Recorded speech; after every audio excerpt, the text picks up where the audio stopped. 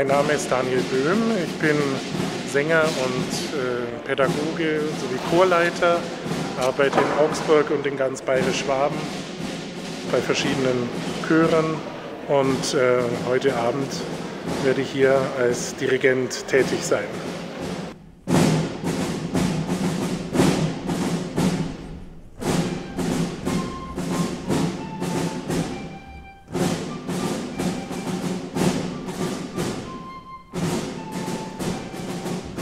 Jenkins gehört zu den meist aufgeführten Komponisten weltweit. Es ist sogar so, dass die Mass for Peace das häufigst aufgeführte Werk eines lebenden Komponisten ist. Damit steht er ziemlich einmalig da. Also es ist sehr eingängige Musik und die dadurch natürlich auch direkt ins Herz der Zuhörer trifft.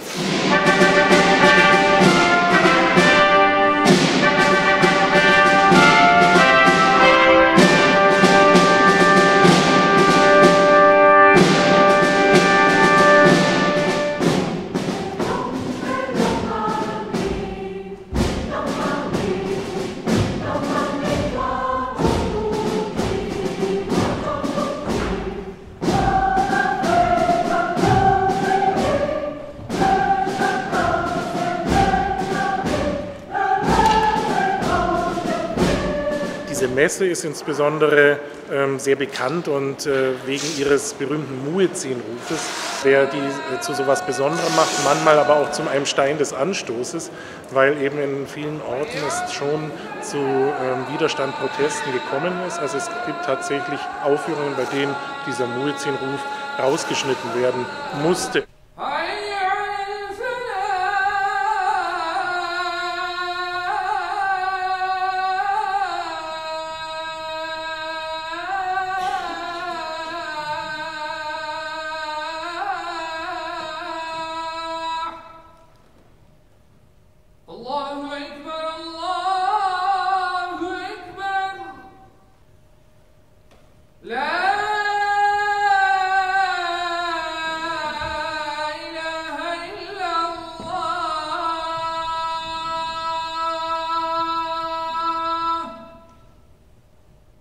Da haben wir vom Chor gesagt, Mensch, wir müssen ein Zeichen für mehr Toleranz wieder setzen, für einfach Verständnis untereinander, für eine gesellschaftliche Achtsamkeit.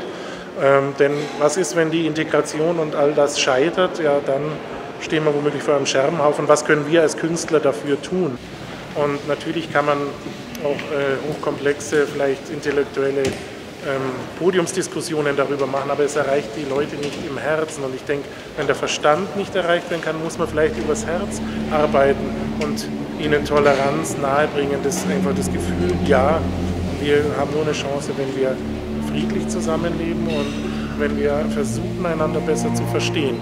Und was ist da besser als die Musik geeignet? Die Macht der Musik führt, denke ich, einfach dazu und gerade diese Messe eben, dass die Leute danach sagen, okay, es stimmt, die Aussagen des Textes haben mich dermaßen berührt, vielleicht sollte ich doch auch an meiner Einstellung was ändern oder vielleicht kann ich auch was dafür tun.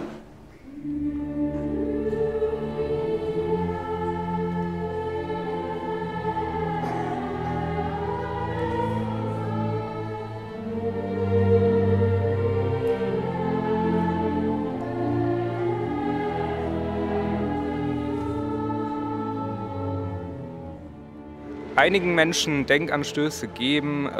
Vor allem gibt es ja immer sehr, sehr viele Leute, die sich gar nicht dessen bewusst sind, dass sie sehr viele Vorurteile haben oder Probleme mit irgendwelchen Gruppen, Personen etc. Und dass das vielleicht einfach mal die ganze Atmosphäre ein bisschen lockert und alle ein wenig auffrischt.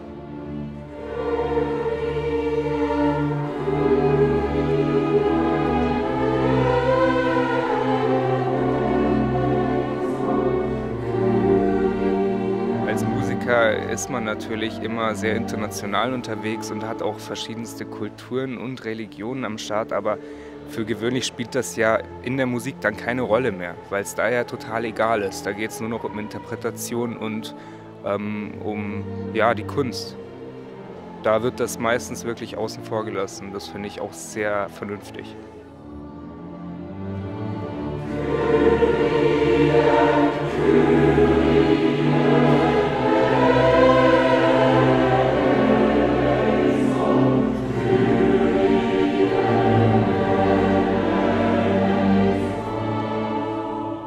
alle Menschen sind im Grunde doch gleich, auch wenn sie aus unterschiedlichen Hintergründen natürlich herkommen. Und die Musik ist einfach ein Mittel, weil es auch nicht immer der Sprache bedarf, auch bei dem man einfach wunderbar zusammenkommt. Und von daher ist es gar kein Problem natürlich für mich, sich das vorzustellen, dass diese Künstler oder Kantoren hier in einer christlichen Kirche singen.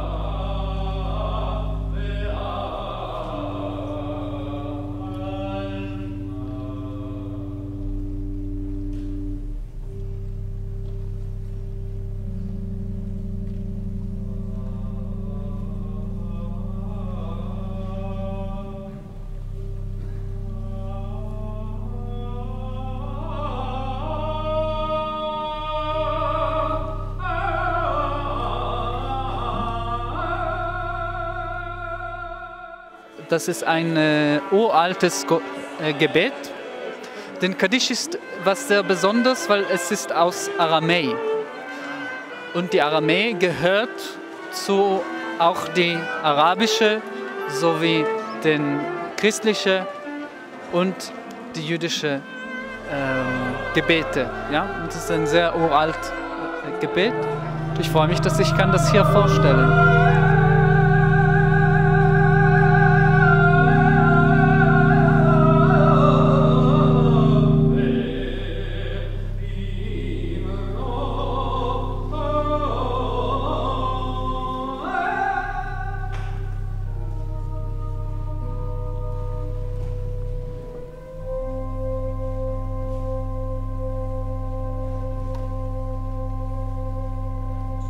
Nichtsdestotrotz, es war auch nicht ganz einfach, sozusagen im Vorfeld auch für diese Idee überall Gehör zu finden. Also wir haben nicht nur offene Türen in Augsburg eingerannt, aber hier sind wir Gott sei Dank herzlich willkommen in Evangelischen Ulrich und beim Herrn Pfarrer Kreiselmeier.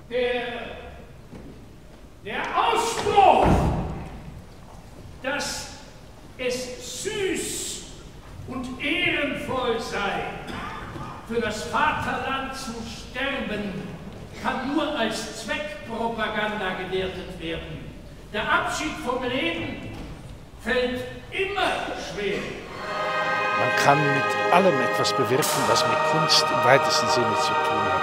Weil Kunst geht immer auf die Herzen der Menschen, also ganz direkt.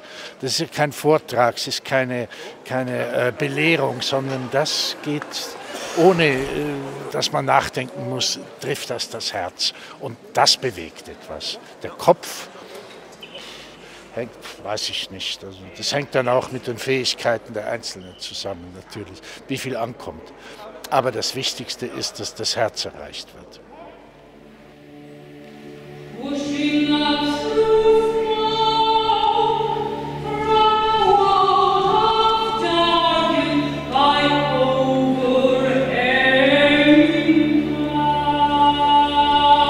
Die innere Rolle ist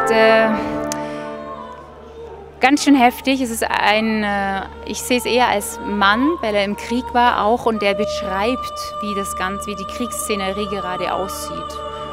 Mit sehr kraftvollen Worten und auch sehr schön bildhaft, sehr bunt beschrieben, wie das Feuer rot, schwarz, blau, die Funken zu sehen sind und wie sie sich immer wieder neu gebären und so. Also es ist, oder die Menschen, die auf allen Vieren dahergekrochen kommen. So, das wird dort mit wunderbaren Klängen, die das einfach darstellen, gezeigt.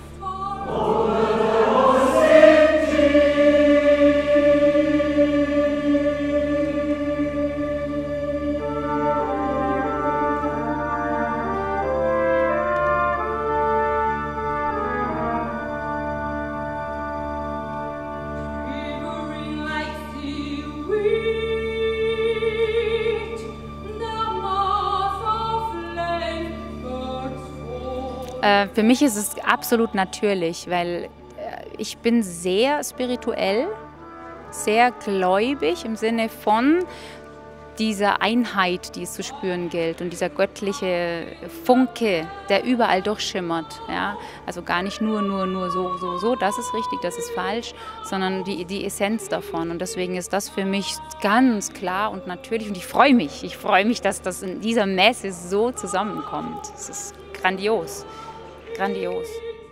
Und ich finde es toll von der Kirche, also ich finde es genial von der evangelischen Kirche hier, dass weil es kann ja auch sehr gespalten jetzt dann nach außen gehen. Ja, ich finde das gut und das gar nicht gut und nein. Ich finde das sehr mutig und toll, dass die den Raum zur Verfügung gestellt haben, absolut.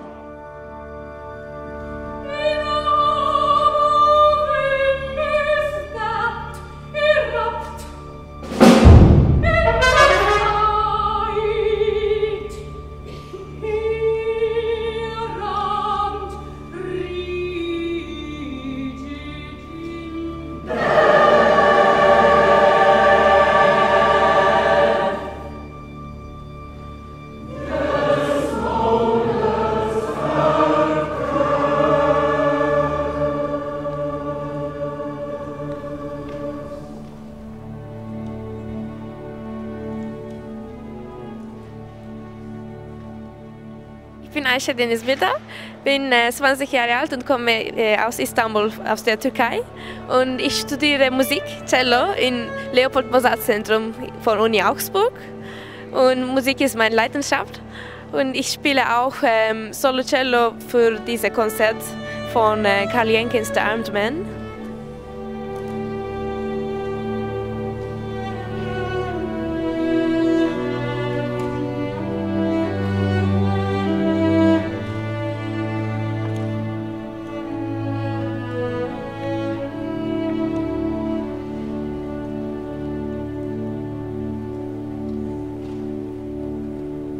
Ein Moment war für mich sehr besonders.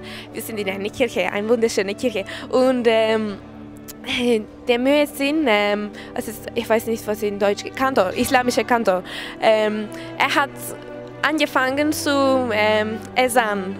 Und es ist in Türkisch, wir sagen Ezan, so dieser religiöse Anruf. Und in einer Kirche, ich habe einfach die Bilder geschaut und ihm geschaut und diese zwei Religionen hat in diesem Moment einfach zusammengemischt und miteinander eine große Religion gemacht. Einfach die zwei große Religionen hat zusammen geworden in diesem Moment und es hat einfach mein Herz so, es war so emotional für mich.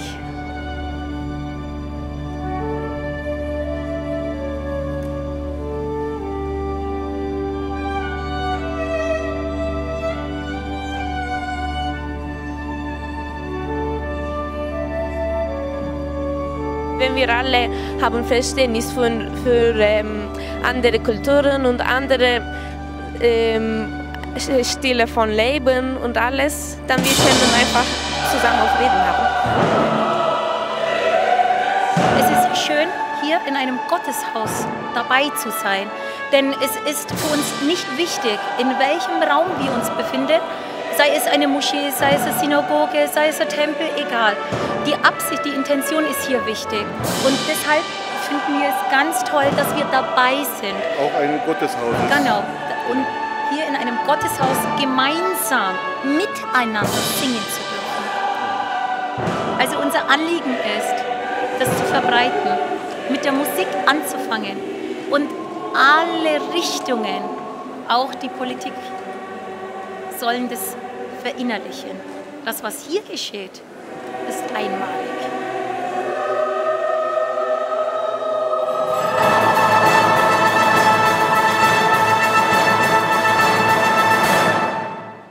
Das Dasein zeigt doch, dass sich was bewegt. Dass die Indienste und Appell zeigt doch, dass hier tatsächlich was sich bewegt. Und es ist was ganz Großartiges und dass die Musik uns zusammen verbindet, ist es sogar ein Beweis, dass das auch die Politik das schaffen kann.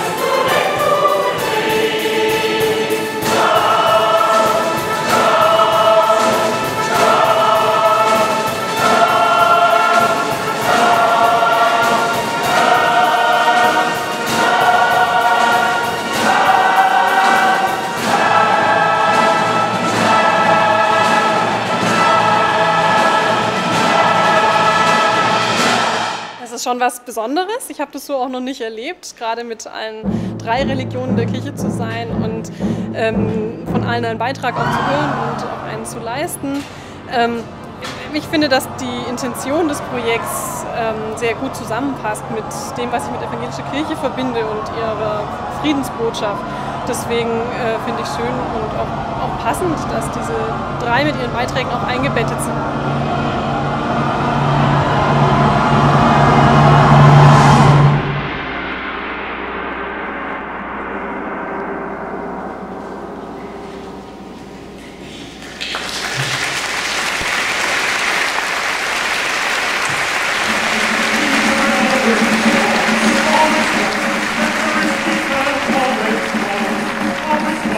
Yeah.